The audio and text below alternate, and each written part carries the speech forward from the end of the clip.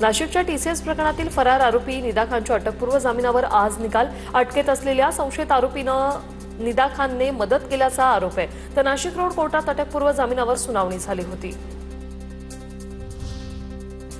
अमरावतीच्या परतवाडामध्ये मुलींचं लैंगिक शोषण प्रकरण। मुख्य आरोपी ओरेज खान इक्बाल खानची पोलीस कोठडी आज संपणार। आरोपींना आज पुन्हा अचलपूर न्यायालयात हजर केलं जाईल। परतवाडा लैंगिक शोषण प्रकरणी 7ही आरोपींना न्यायालयीन कोठडी। पश्चिम बंगालमध्ये टीएमसीची सुप्रीम कोर्टात याचिका। केंद्रीय यंत्रणेवर मतमोजणी प्रक्रियेची जबाबदारी देणं चुकीचं। राज्यातील कर्मचाऱ्यांना मतमोजणी प्रक्रियेत सहभागी करून न घेतल्याचा आक्षेप। पश्चिम बंगाल निवडणूक निकालापूर्वी भाजपची महत्त्वाची बैठक। भाजपची आज कोलकातामध्ये महत्त्वाची बैठक। या बैठकीत राज्यभरातील वरिष्ठ नेते, प्रचार प्रमुख सहभागी होणार। बागेश्वर बाबाकडून शिवरायांच्या प्रतिमेचा अनादर। बागेश्वर बाबाने गाडीत महाराजांची प्रतिमा उलटी ठेवल्याच्या चर्चा। याआधीच महाराजांवरील वादग्रस्त वक्तव्यामुळे बागेश्वर बाबा यांच्यावर टीका। आता पाहूया शहरांमधल्या टॉप 9 बातम्या। नाशिकच्या मनमाडमधील कांदा निर्यातदार व्यापाऱ्याची 40,42,000 रुपयांना फसवणूक। बाजारभावापेक्षा अधिक दर देण्याचं आमिष दाखवलं। कोलकात्यातील व्यापाऱ्याविरोधात पोलिसात गुन्हा दाखल। मीरा भाईंदर आणि वसई विरार पोलीस आयुक्तालयाच्या परिमंडळ 1 तर्फे मुद्देमाल तक्रारदारांना परत। सोन्याचे दागिने, चांदी आणि मोबाईल फोन असा 4,82,00,000 किमतीचा मुद्देमाल मूळ मालकांना परत केलाय। कोल्हापुरातील अंबाबाई मंदिरात भाविकांची गर्दी। पहाटेपासून भाविक दर्शनाच्या रांगेत। सलग सुट्ट्यांच्या मुहूर्त साधत नागरिक देवदर्शनासाठी घराबाहेर पडलेत। 3 दिवस सलग आलेल्या सुट्ट्यांमुळे बुलढाण्यातील शेगावात भाविकांची गर्दी। हॉटेल्स आणि लॉजिंग हाऊसफुल। नाशिक शहरातील काही भागात आज पाणीपुरवठा बंद राहणार। नाशिक पूर्व आणि सिडको भागात पाणीपुरवठा बंद राहील। महावितरण कामांमुळे दुपारच्या सत्रातील पाणीपुरवठा बंद। संध्याकाळी कमी दाबाने पाणीपुरवठा होणार। रायगड जिल्ह्यातील वाहतूक कोंडी कायम। मुंबई गोवा महामार्गावर सकाळपासून वाहनांच्या रांगा।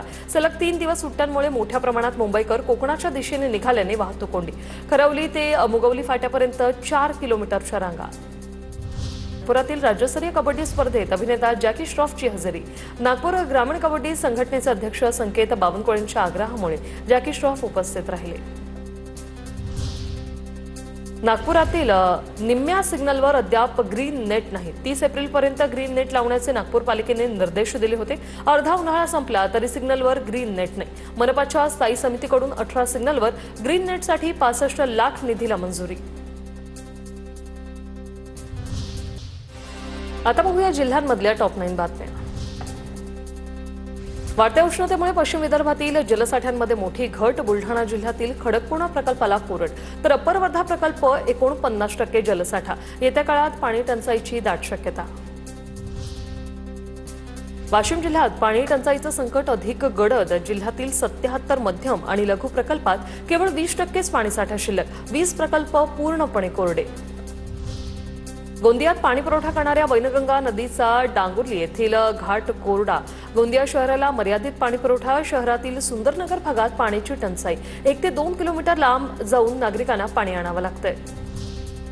नांदेडमध्ये पोमनाळा गावात पाणी टंचाई कायम। हंडाभर पाण्यासाठी गावकऱ्यांची वणवण। पोमनाळा गावाचा प्रश्न सुटत नाहीये। गावात असलेल्या एका छोट्या विहिरीच्या झऱ्यावर संपूर्ण गाव अवलंबून आहे। गडचिरोली जिल्ह्यात तापमानाने 43 अंश सेल्सिअसचा टप्पा ओलांडलाय। ट्रान्सफॉर्मरला थंड ठेवण्यासाठी महावितरणकडून मोठ्या कूलरचा आधार। आलापल्ली उपकेंद्रात खबरदारी। लातूरमध्ये साखर कारखान्याची फसवणूक केल्याप्रकरणी 79 ठेकेदारांविरोधात गुन्हा। उदगीर ग्रामीण पोलिसांची कारवाई। विलास सहकारी साखर कारखान्याची 2,86,00,000 फसवणूक। इंदोरीकर महाराजांच्या कन्येचा उद्या शाही विवाह सोहळा। संगमनेरच्या गुंजाळवाडी परिसरातील 100 एकर परिसरात भव्य तयारी। मुख्यमंत्र्यांसह राजकीय दिग्गज आणि संत महंतांची उपस्थिती अपेक्षित। साधेपणाचा संदेश देणारे इंदोरीकर महाराज आता पुन्हा चर्चेत।